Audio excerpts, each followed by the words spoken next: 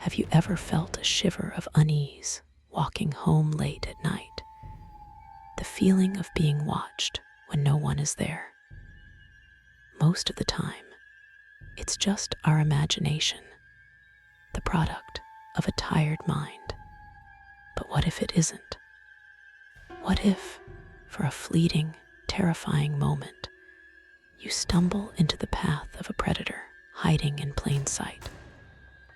On Halloween night, 2002, a 21-year-old University of Minnesota student named Chris Jenkins stepped out of a crowded bar and into the cold Minneapolis air.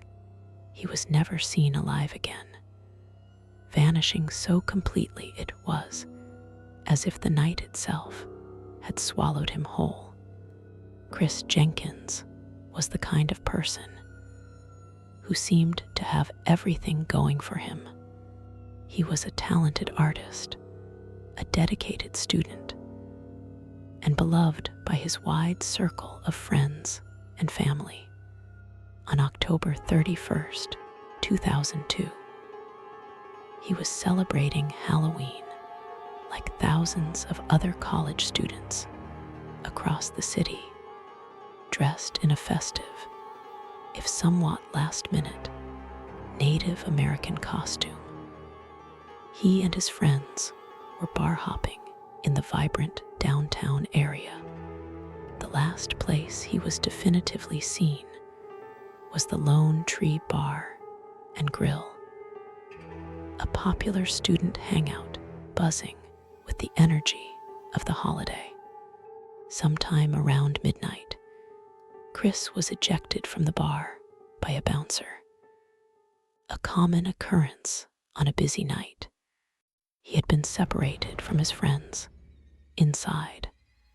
They assumed he had simply decided to head home early, or perhaps meet up with another group. They sent him a few texts, which went unanswered. It was Halloween, a night of organized chaos, and no one thought anything was amiss. It wasn't until the next morning, when Chris hadn't returned to his apartment and wasn't answering his phone, that the first seeds of panic began to sprout. The initial hours of the investigation were a frantic blur of phone calls and growing dread. Chris's friends and his parents, Jan and Steve Jenkins, contacted the Minneapolis Police Department. The early theory was that of a typical missing person case involving a young man on a holiday night. Perhaps he had too much to drink, got disoriented, and was sleeping it off somewhere. But as the hours stretched into a full day, and then two, this optimistic theory began to crumble. Chris was responsible. He would have called. His phone went straight to voicemail, and his bank accounts remained untouched. The search began in earnest. The city of Minneapolis, still decorated with the festive remnants of Halloween, became the backdrop for a desperate hunt. Volunteers, led by Chris's determined parents, plastered the city with missing person flyers bearing his smiling face. They scoured the downtown streets, the parks, and the wooded areas along the Mississippi River, which snaked its dark, cold path just blocks from where Chris was last seen. The river was the city's geographical heart, but it was also a place of grim possibility, a repository of secrets. The lead investigators on the case, Detectives Jan and Steve Alpert, faced an immediate and frustrating challenge: a complete lack of information. No one had seen Chris after he left the bar, in a city filled with thousands of costumed revelers. A single young man in a simple costume had become invisible. They chased down dozens of dead-end leads, interviewing bar staff, patrons, and anyone who might have been in the area. But the trail was cold from the very start. It was a ghost hunt, an investigation into a void. Weeks turned into months. The vibrant autumn colors of Minneapolis faded, replaced by the stark, brutal gray of a Minnesota winter. The hope of finding Chris alive dwindled with each passing day, replaced by a gnawing, agonizing uncertainty. The search efforts became more focused, more grim. The police dragged sections of the Mississippi River.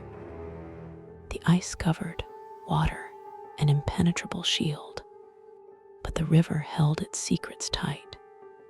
Chris Jenkins had vanished, and the city that had seemingly swallowed him offered no clues as to where he had gone. Then, 4 long and agonizing months later, on February 27, 2003, the breakthrough everyone had dreaded finally came. A man walking his dog along the icy banks of the Mississippi River in downtown Minneapolis spotted something unusual. It was a body, partially encased in the thick river ice. The authorities were called, and the grim task of recovery began. Dental records soon confirmed the worst fears of the Jenkins family.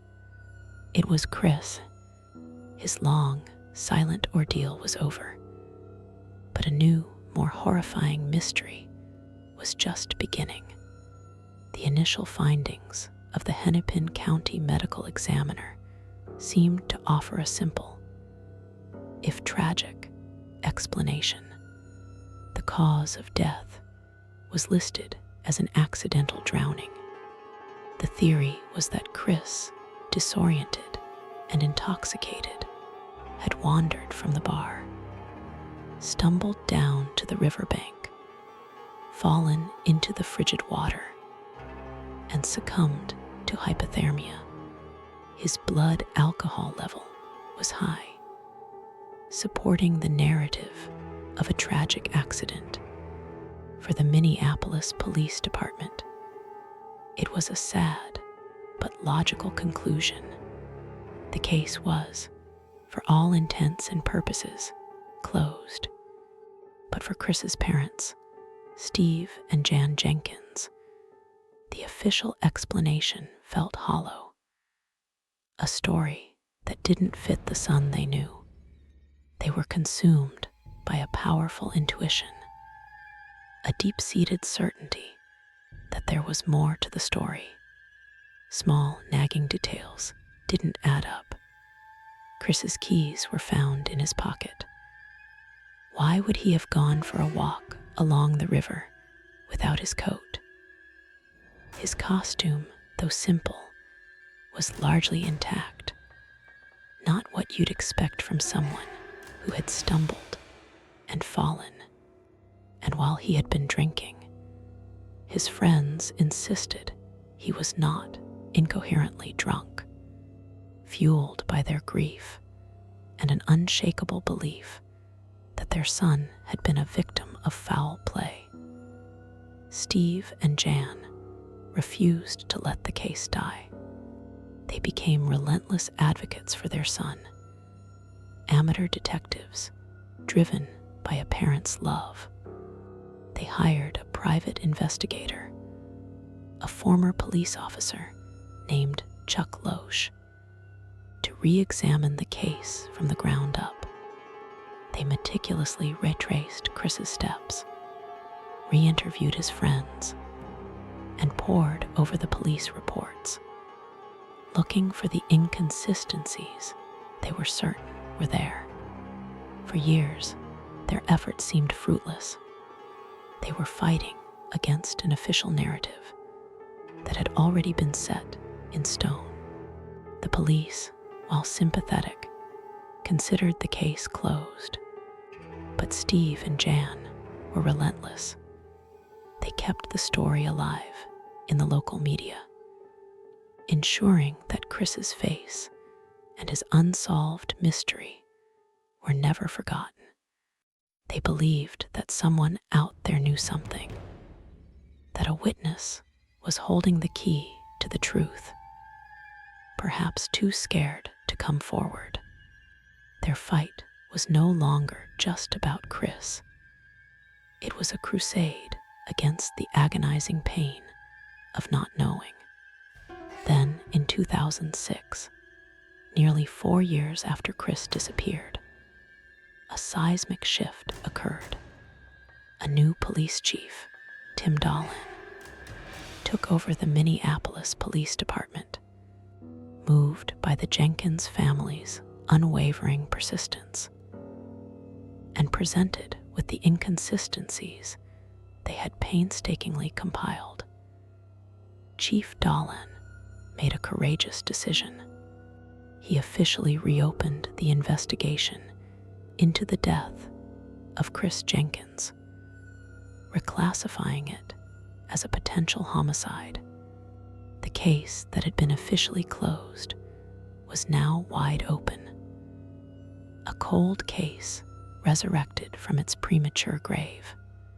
The new investigation, led by a fresh team of homicide detectives, looked at the case with new eyes.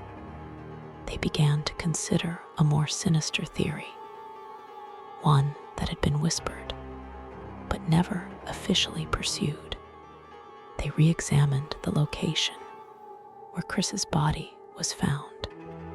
It was an area of the river with a slow current, suggesting that he might have been placed in the water there, rather than falling in somewhere upstream and drifting. This detail, combined with the other inconsistencies, painted a dark and disturbing picture. The true breakthrough, the moment that tore the veil from the mystery, came from a source that seemed more like something from a movie than from a real-life police investigation. A confidential informant, whose identity remains protected to this day, came forward with a horrifying story. The informant claimed to have knowledge of what happened to Chris that night. They alleged that Chris's death was not an accident, but a random, brutal act of violence. The story was so shocking that investigators subjected the informant to a polygraph test, which they passed. According to the informant's chilling account, Chris had been abducted from the downtown streets shortly after leaving the bar. He was allegedly taken by a group of individuals involved in the city's criminal underworld. He was held captive, murdered, and then his body was transported and dumped from a bridge into the Mississippi River. The motive was as senseless as it was terrifying. A random act of violence. A young man who was simply in the wrong place at the wrong time on a night when chaos provided the perfect cover. This new information transformed the entire investigation. The detectives now had a narrative, a framework for what they believed was a homicide. They had names provided by the informant of individuals allegedly involved. The case shifted from a passive review of old files to an active hunt for killers. However, they faced a monumental challenge. Years had passed. Alibis were impossible to check. Memories had faded, and physical evidence was long gone, washed away by the dark waters of the Mississippi. The aftermath of this revelation was profound, yet deeply frustrating. While law enforcement now firmly believed that Chris Jenkins was the victim of a homicide, they lacked the corroborating evidence needed to press charges. The informant's testimony, while credible, was not enough on its own to secure a conviction. The individuals named in the tip were investigated, but no direct link could be established that would hold up in a court of law. The case had been solved in theory, but not in practice. The official status of the Chris Jenkins case today is a painful limbo. It remains an open and active homicide investigation, but it is also a cold case. The police know what they believe happened, and the Jenkins family finally has an explanation that aligns with their own gut feelings. But there has been no trial, no verdict, no one held accountable for the crime. The knowledge of what likely happened is a cold comfort, a partial answer that only highlights the absence of true justice. The emotional toll on the Jenkins family has been immeasurable. They endured 4 months of torturous uncertainty, followed by years of fighting a system that had already made up its mind. They have lived with the horrific knowledge of their son's final hours for over a decade. Yet through it all, they have shown incredible strength and grace. They channeled their grief into action, becoming powerful advocates for other families of missing persons, using their own tragic experience to help others navigate the same heartbreaking journey. The legacy of Chris Jenkins's death is a complex and haunting one. In the annals of Minnesota true crime, it is a story that stands out for its chilling nature and its agonizingly incomplete conclusion. It serves as a dark and cautionary tale about the illusion of safety on a night dedicated to fun and fantasy. A real-life monster was lurking in the shadows, and a young man's life was stolen for no reason at all. The case shattered the sense of security for many in the city.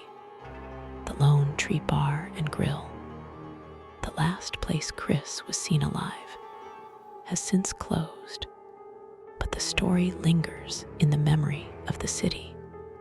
The stretch of the Mississippi River where his body was found is now a place with a somber history, a beautiful park that holds a dark secret. The case is often cited as an example of the smiley face killer theory, a controversial hypothesis that suggests a string of young men found drowned in the Midwest were actually victims of a gang of serial killers. While the theory is widely debated, the Jenkins case is a chilling data point. The informant's story, though it didn't lead to a conviction, provided a kind of closure. It vanquished the ghost of self-blame and accident, replacing it with the grim certainty of murder. It confirmed what his parents had always known in their hearts. Chris did not just fall, he was taken. This knowledge, as horrible as it is, allowed them to focus their grief on the crime that was committed, rather than the agonizing what-ifs of an accident. The police have never publicly named the suspects in the case, but it is believed that they know who is responsible. The case remains a thorn in the side of the Minneapolis Police Department, a constant reminder of a crime that is solved but unprosecuted. It is a testament to the fact that sometimes knowing the truth and being able to prove it are two vastly different things. The barrier between information and justice can be as wide and as cold as the Mississippi River in winter. For the friends who were with Chris that night, the guilt and the questions have never fully subsided. They have replayed the events of that Halloween over and over in their minds. What if they had left with him? What if they had found him in the crowd? These are the ghosts they live with, the phantom what-ifs that are the cruel inheritance of any sudden tragedy. Their lives were forever altered by the disappearance of their friend. The story takes on an even more sinister tone when considering the Halloween setting. The costumes, the crowds, the general atmosphere of playful chaos provided the perfect camouflage for a real-life horror. The predators did not need masks. The city was already wearing them. This detail is what elevates the story from a simple crime to something more akin to a modern folktale. A warning that the most terrifying monsters are the ones that look just like everyone else. The city of Minneapolis itself is a character in this story. Its beautiful parks and waterways hide a potential for darkness. The Mississippi River, a source of recreation and natural beauty, was transformed into a watery grave. The case forever linked the city's landscape with a sense of tragedy and unease, particularly on cold, dark autumn nights. The river keeps its secrets, and Chris's story is one of the darkest it holds. The legal complexities of the case are a source of ongoing frustration. Without a confession, a new witness, or the discovery of new physical evidence, the case is likely to remain in its current state of limbo.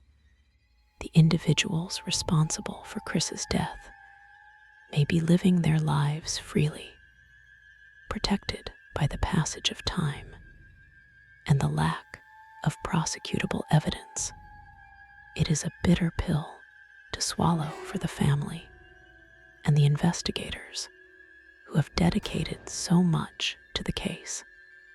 The Jenkins family established a foundation in Chris's name, dedicated to supporting families of the missing and promoting awareness. They transformed their personal tragedy into a force for positive change, a remarkable testament to their resilience and love for their son. Chris's legacy is not just one of tragedy, but also one of advocacy and hope for other families facing the same unimaginable nightmare. The case has been the subject of numerous television shows, documentaries, and podcasts. It continues to fascinate and horrify audiences because it touches upon a primal fear, the fear of random, senseless violence.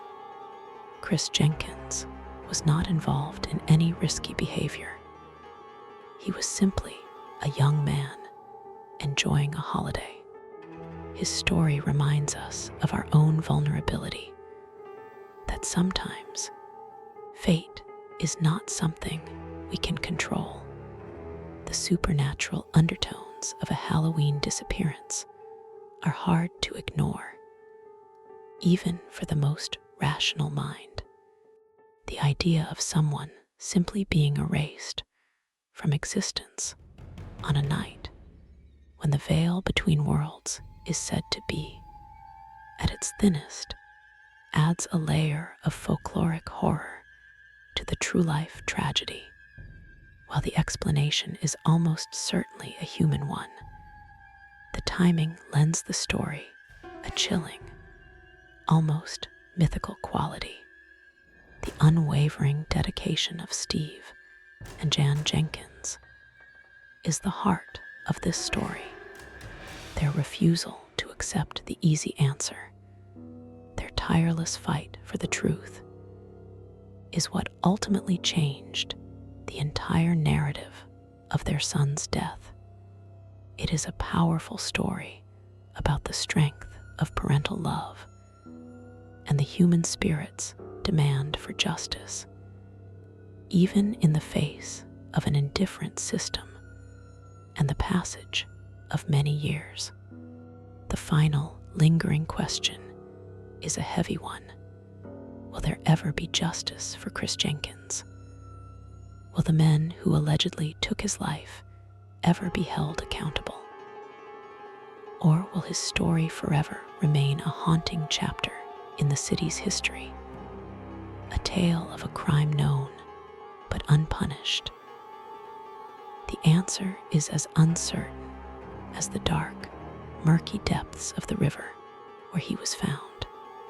And so, the ghost of Chris Jenkins haunts not the banks of the Mississippi, but the cold case files of the Minneapolis Police Department and the collective memory of a city. His story is a chilling reminder that on Halloween, the real monsters don't always wear costumes. Sometimes they are just ordinary people who commit extraordinary acts of evil. And then, like ghosts, they disappear back into the night, leaving only questions and heartbreak in their wake.